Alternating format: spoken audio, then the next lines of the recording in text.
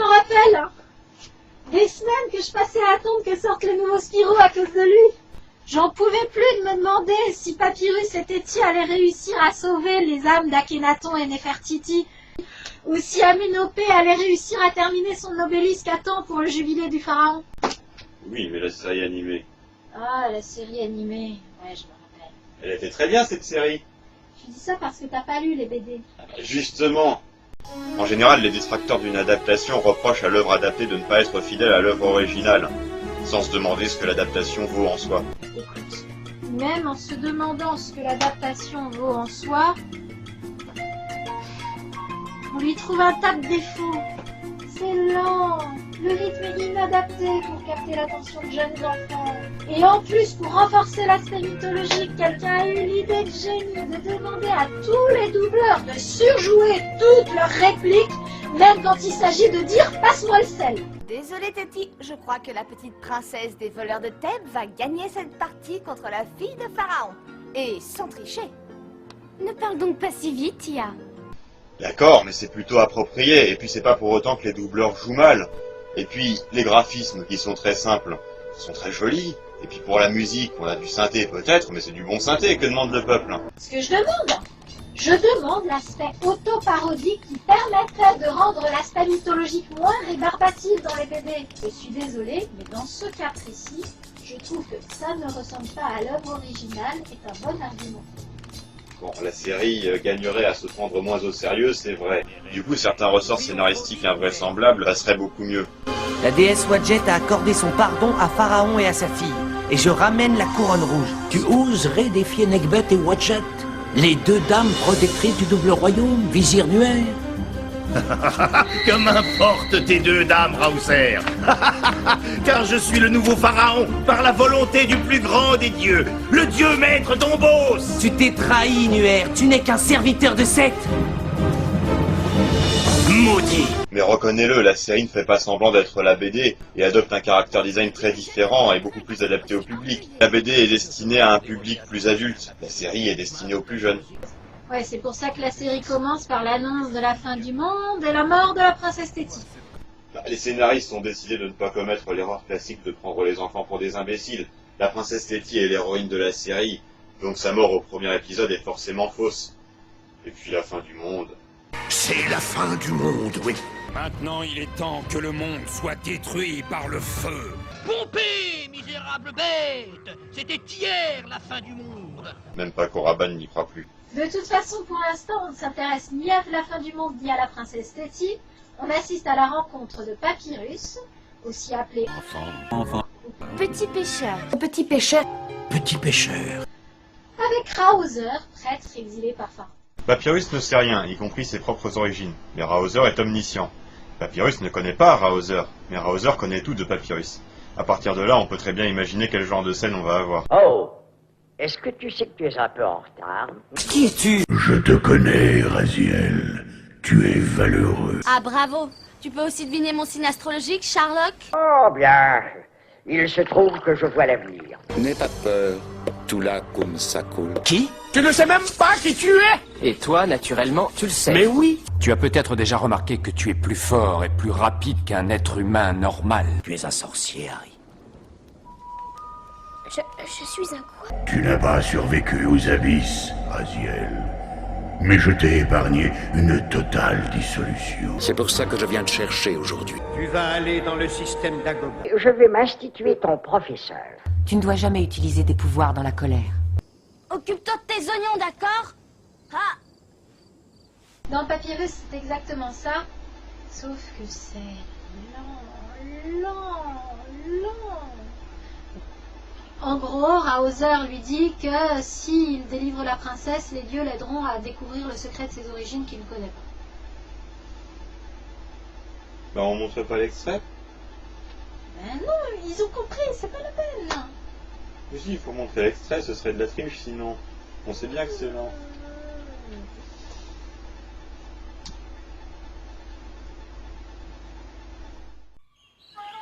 Et toujours rien au bout de mes lignes. Eh bien, demain sera un autre jour, si les dieux le veulent. Tu ne crois pas si bien dire, enfant. C'est incroyable. À l'instant, tu étais dans mon rêve. Qui es-tu? Peu importe qui je suis, ce qui importe, c'est qui tu es toi. Oh, moi? Un pauvre pêcheur. Un simple sujet de Pharaon. Ne t'appelle-t-on pas Papyrus? C'est vrai. Dans mon village, on dit que je suis né dans un fourré de papyrus. Mais comment le sais-tu?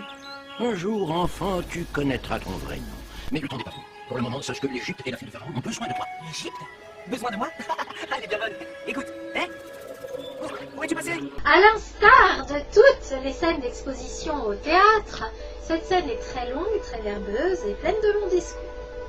Bon, ça donne le ton, on est au théâtre, le discours sera théâtral. Moi personnellement, j'aime beaucoup le théâtre, donc je peux supporter. Mais est-ce que c'est le cas de tout le monde? Bah, moi ça me gêne pas, ça apporte quand même quelque chose. Les personnages ont conscience d'être des jouets des dieux et du destin. Et ils abordent la chose avec une attitude assez stoïque qu'elle mérite d'être originale. Après sa rencontre avec Raoser, Papyrus a admis que sa vie allait peut-être un peu sortir de l'ordinaire. Alors quand il tombe par pur hasard sur un tombeau contenant la princesse Séti encore vivante, il n'est pas plus surpris que ça. D'ailleurs elle non plus. Remarque, vu comme sont les pharaons égyptiens, elle a peut-être déjà eu l'occasion d'essayer des sarcophages, ça n'a rien d'exceptionnel. Ils sont tellement pas impressionnés que Papyrus entreprend de vandaliser un hiéroglyphe de Seth, un dieu qui pourtant n'aime pas qu'on lui fasse guili-guili sous les orteils. Et au lieu de lui valoir une malédiction jusqu'à la 3e génération, ça les aide à sortir du tombeau. Les dieux du mal étaient soft à l'époque. Faut dire que Papyrus, comme l'a dit Raoser, est promis à un destin exceptionnel. La preuve, c'est qu'après quelques péripéties pour sauver la demoiselle en détresse, pas si en détresse que ça, il se retrouve à affronter un géant de pierre, qui est en fait une métaphore. Une méta quoi? Une métaphore. C'est lorsqu'on dit quelque chose qui en réalité veut dire autre chose. Comme lorsque je dis par exemple, Peter est un rat. Dis donc toi! Qui est en fait envoyé pour lui confier un glaive que lui seul et ses alliés peuvent toucher. D'ailleurs, une des principales utilités de ce glaive dans le reste de la série est de savoir si un tel est un allié ou un ennemi. Oh, ça reste quand même une arme puissante, et ça sert de casse-noir.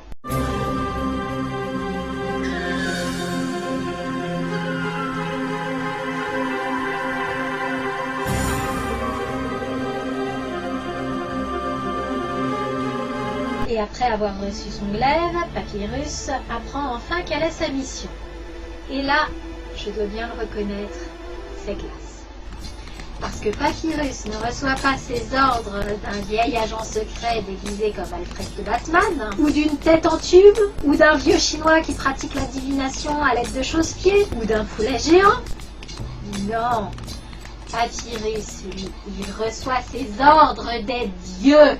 De Nebu, la déesse resplendissante, et fille de Sebek, le dieu crocodile pour être précis. En fait, il apprend qu'il vient de se mêler malgré lui au conflit millénaire dont parle le narrateur dans le générique, qui oppose Horus, le dieu faucon de lumière, à Seth, le dieu du YMCA. Oh, maître d'embauche, manifeste ta force! Ô Seth, dieu grand de force, maître des ténèbres et des forces d'embauche. Oh, Seth! Là, si les dieux sont obligés de faire appel aux mortels, c'est parce que Seth a réussi à capturer Horus et l'enfermer dans un sarcophage qu'il a planqué dans une pyramide dont les dieux ignorent la localisation. La mission de Papyrus, s'il accepte, sera donc de retrouver la pyramide, de retrouver le sarcophage, de casser le sarcophage, de délivrer Horus, et accessoirement de se tenir à disposition de Pharaon qui est en danger puisque des adorateurs de Seth se sont infiltrés dans sa cour et ne sont pas soupçonnés malgré un comportement plus que suspect. It's fun to stay at the YMCA. It's fun to stay at the YMCA. They have everything for young men to enjoy. You can hang out with all the boys. It's fun to stay at the YMCA. It's fun to stay at the YMCA. You can get yourself clean. You can have a good meal. You can do whatever you feel. Les dieux ne savent plus faire ce qu'ils savaient très bien faire à l'époque où il n'y avait pas les humains. Ils doivent souffrir du même syndrome que Zeus dans Hercule au début du film, il suffit d'un éclair pour foudroyer tous les méchants. Et puis on festoie, on s'empâte, lorsque les méchants reviennent, on se fait capturer tout de suite et ça donne ça. Je peux te dire un mot, hein, comme il te rappelle. Il accepte sa mission ou pas? Bah évidemment, il l'accepte, mais il se fout pas trop pour chercher. Il se doute bien qu'il trouvera la pyramide seulement par hasard, quand les scénaristes l'auront décidé. Alors en attendant, il se contente de faire des moulinets avec son glaive à chaque fois qu'il croise un village people qui vient foutre le bordel. Pour passer le temps, il affronte des serpents, des oiseaux géants, des flammes et des lydiennes déguisées en princesses. Bon, pour être honnête, à chaque fois qu'il a une occasion, même mince, de tomber sur la pyramide, il la saisit. Le problème, c'est que ça lui arrive que 2 fois, et à chaque fois, il arrive par des moyens tellement détournés qu'il peut plus revenir après. Spoiler, il ne délivrera jamais aux Russes. Il n'y a pas d'épisode de fin. Comment ça, y a pas d'épisode de fin, mais ça... Horus, que s'ouvre ta prison!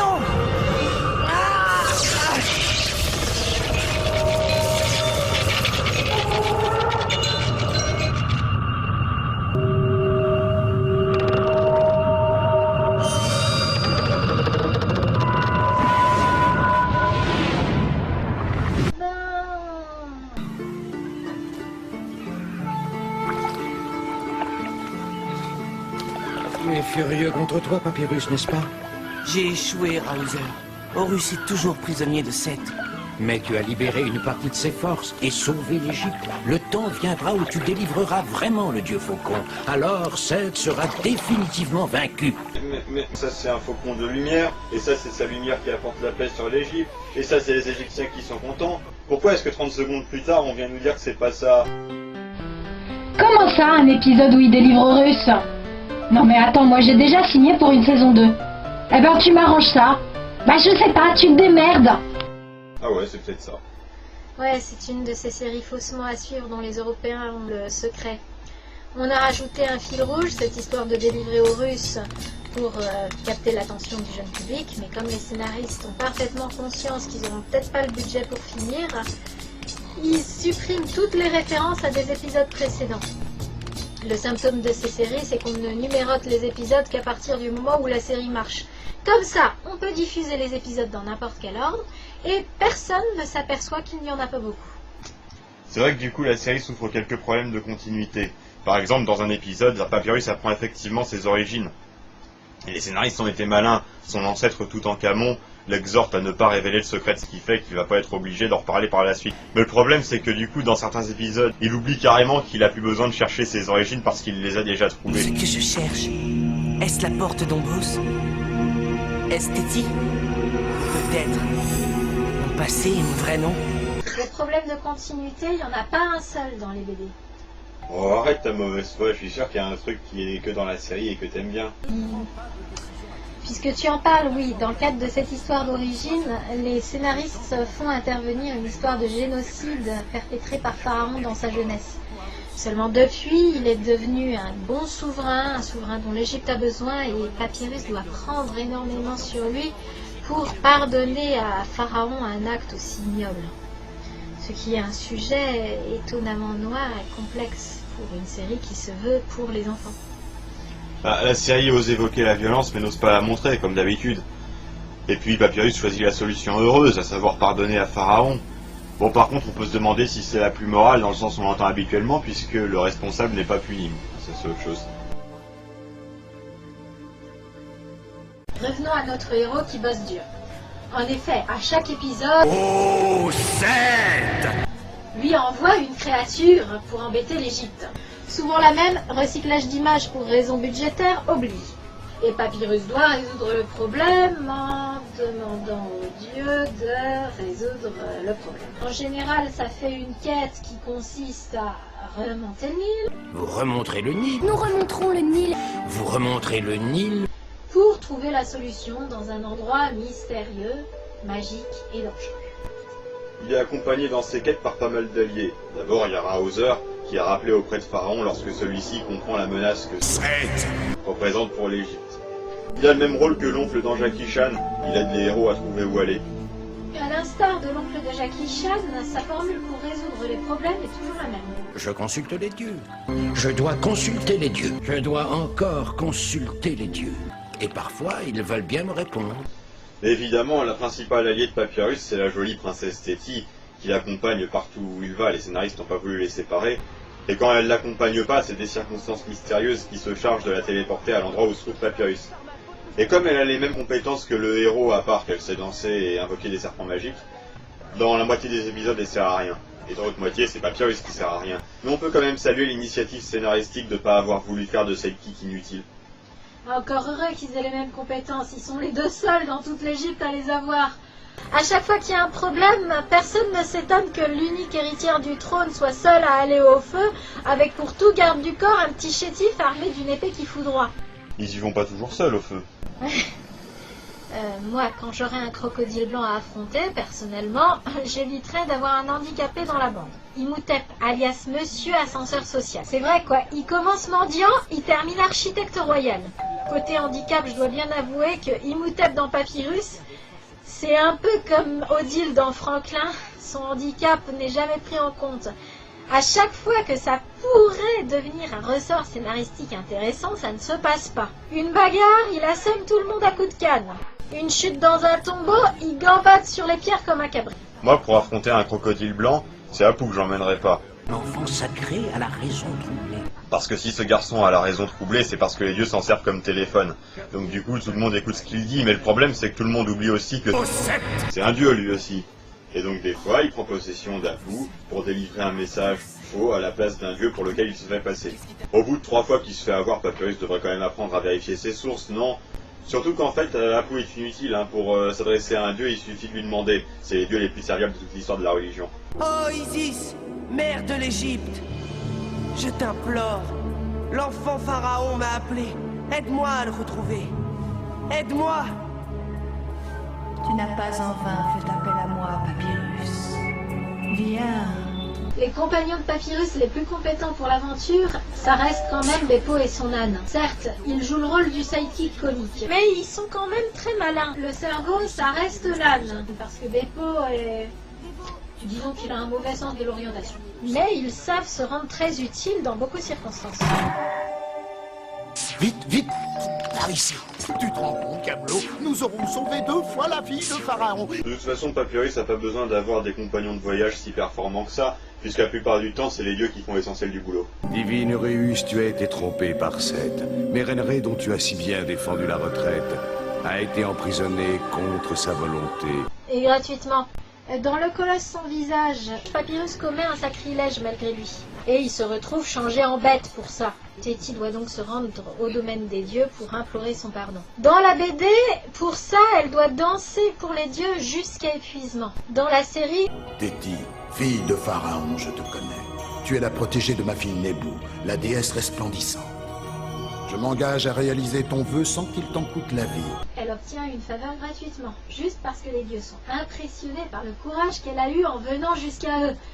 Les gars, si vous êtes aussi sympas, faut pas s'étonner que les gens aient le courage de venir jusqu'à vous. Ça fait partie de l'ambiance, c'est la fameuse époque où les dieux et les mortels vivaient en relation de bon voisinage, ça existe dans toutes les mythologies. C'est simple. Vous devez aller chercher la statue d'Amon chez les dieux. Simple? Bah voyons. D'ailleurs, à propos des dieux, j'en profite pour tirer mon fez aux dessinateurs qui ont réussi à bien rendre les dieux comme ils sont sur les bas-reliefs égyptiens, et qui ont compris qu'ils ne devaient pas représenter Seth comme un chacal, ce qui est réservé à Anubis, mais plutôt vraisemblablement comme un oryctérope. Orycté quoi? L'oryctérope, ou cochon de terre, est un petit mammifère nocturne qui vit en Afrique. Il a un rôle écologique important dans la régulation des populations de termites. Bien que son genre ne comporte qu'une seule espèce actuelle, il existe plusieurs espèces fossiles. Il appartient à l'ordre des tubulidentés. Ouais. Regarde la tronche que ça lui fait à ton perfide dieu du mal d'avoir une gueule d'Oryctérope. Il est tout mignon, on a envie de le caresser. Allô, la Terre! On n'est pas censé avoir envie de le caresser, on est censé en avoir peur! Pour le rendre crédible, il a fallu en faire l'Arlésienne de la série. Il n'intervient jamais personnellement. Il se contente de posséder des serviteurs qui ont un caractère tellement interchangeable qu'au lieu de possession, on se demande si c'est pas plutôt des incarnations. Ahmès, le frère de Pharaon, a son caractère propre, c'est pas un possédé. Mais comme il veut prendre le pouvoir et qu'il est trop court pour le faire tout seul, il s'associe aux serviteurs de Seth. Mais comme il veut prendre le pouvoir et qu'il est trop court pour le faire tout seul, il s'associe aux serviteurs de Seth pour le faire. Et Shepseska, lui, c'est carrément un possédé de Seth et il a son caractère propre. Il revient dans plusieurs épisodes parce qu'il est seulement exilé et qu'il meurt pas comme les autres serviteurs de Seth. Il veut prendre le pouvoir aussi. Les dieux m'ont désigné pour confondre l'imposteur et prendre en main la destinée du royaume. Moi, Shepseska, je me proclame nouveau seigneur du royaume des deux terres. Mais à part ces deux-là, les autres n'ont absolument aucune personnalité. On remarque principalement Aker, le principal, celui qui reste tout le temps dans sa pyramide noire d'Ombos et donne les instructions. Mais pour ce qu'il est clair dans ses consignes, Il pourrait très bien être une incarnation de Seth et les autres des prolongements de lui-même. D'ailleurs, plus la série avance et moins Acker a l'air humain. Ses yeux deviennent rouges, son dos se voûte, sa voix se fait de plus en plus grinçante. Ô Seth, grande force, la première pièce de mon piège est en place. C'est là ton méchant qui fait peur. Mais au service d'un Pokémon! Ô Seth, attaque éclair! Ce n'est crédible que parce que le Pokémon en question, on le voit que 10 minutes dans le générique. Il parle une fois, en rêve.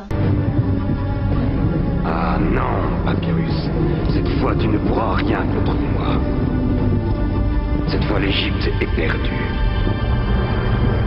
Dans la BD, au moins, Seth parle, intervient et fait peur. Il ressemble à quoi dans les BD? T'as pas envie de savoir. Si, montre. Non, montre. non, Fais non, voir, fais non, voir, fais non, voir, fais non, voir. non, non, non. Bon, puisque le mal est fait, regarde sa première apparition. Eh, mais tu as vu ça, Twin? Ce nuage est le portrait de ton âne.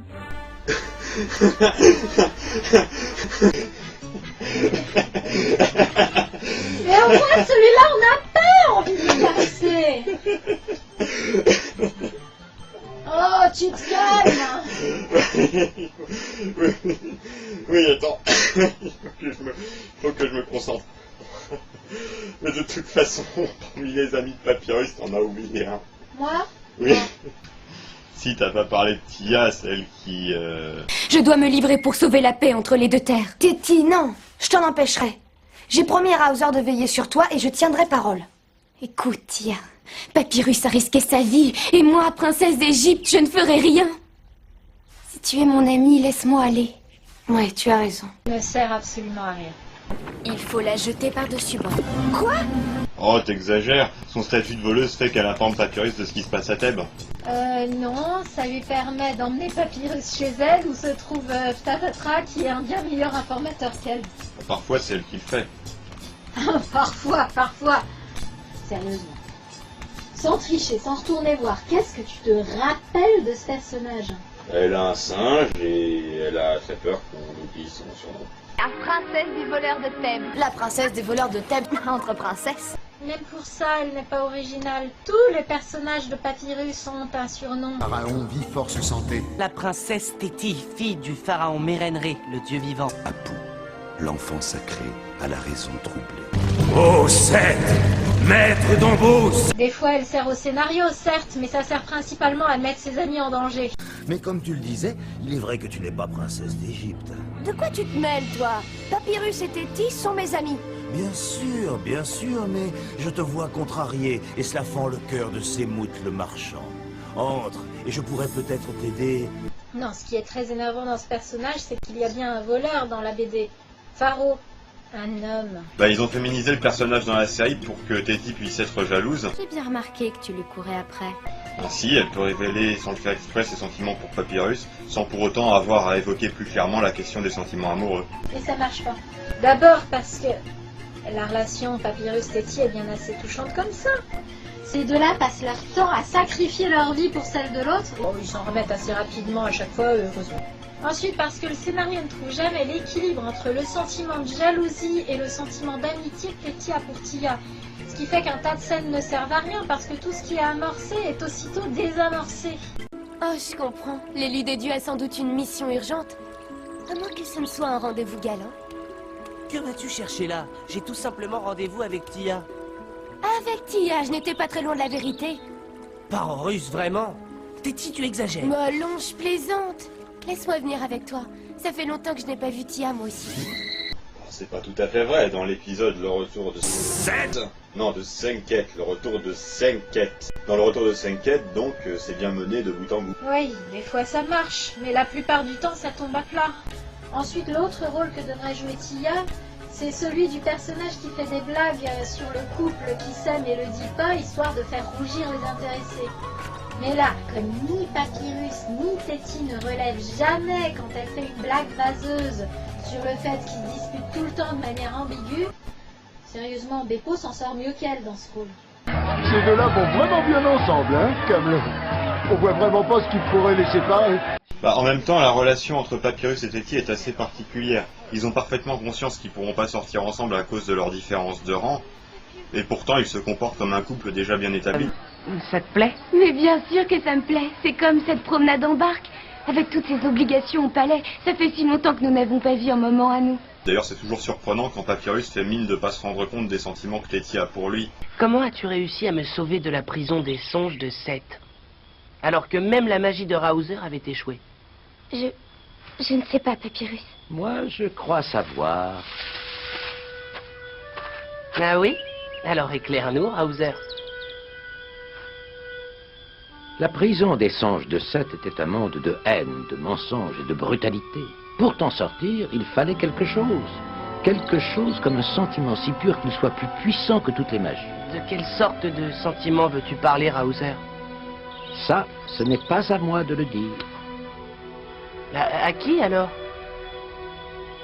Tu as combattu des démons et des dieux, petit pécheur, mais tu as encore beaucoup de choses à apprendre sur le cœur des humains. T'ai-je déjà dit, Raouser, que tes énigmes me fatiguaient? Et d'ailleurs, ils ont beau vivre une relation entièrement platonique, ça a l'air de leur convenir parfaitement.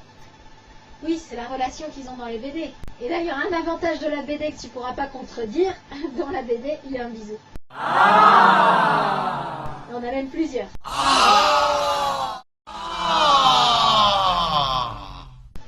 Dans la série, il y a quasiment une scène de mariage. Non, mais tu triches, c'est une scène de couronnement. Et puis même, une série peut rester intéressante longtemps sans forcément que le héros sorte avec l'héroïne. Mais non, pas ça, je parle de ça.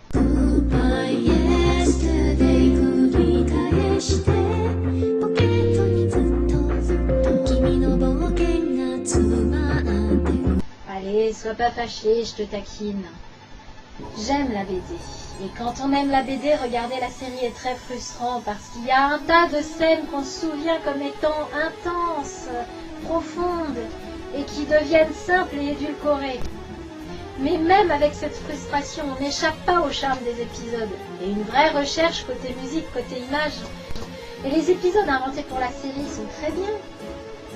Bon, évidemment, je parle pas des derniers qui sont entièrement constitués d'images recoupées d'autres épisodes. Recyclage d'images pour raison budgétaire oblige. Et mal réalisé. Veux-tu? Oh, Clown, aide-moi! Pour le salut de l'Égypte! On n'en parlera pas. Mais quand même, je voudrais que tu le dises, alors dis-le. Bon, d'accord. Même si c'est tiré d'une œuvre plus élaborée, plus adulte, plus avec des cases et des bulles, ça mérite quand même qu'on s'en souvienne. Merci de nous avoir regardés. Maintenant, voici notre jeu Devine qui j'ai doublé aussi. Happy, dieu du Nil, tu es de moins en moins généreux. Tu me prends pour un imbécile ou quoi? Oups!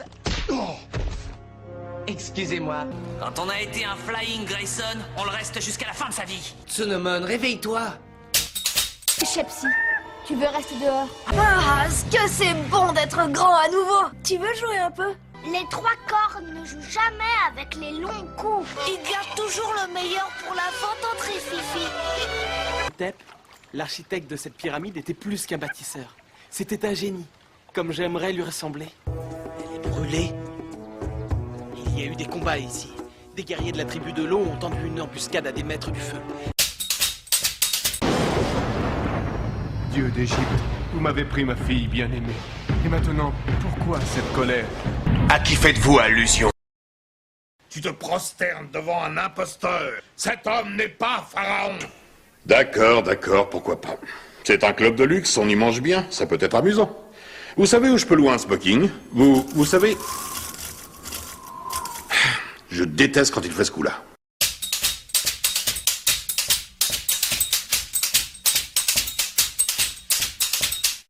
Hé les gars! Oui, regardez un peu cet enfant prêt à jouer. Comment oses-tu acquérir grand prêtre de Seth? Ton dieu de destruction t'égare. Comment as-tu osé défier la volonté des dieux, Papyrus?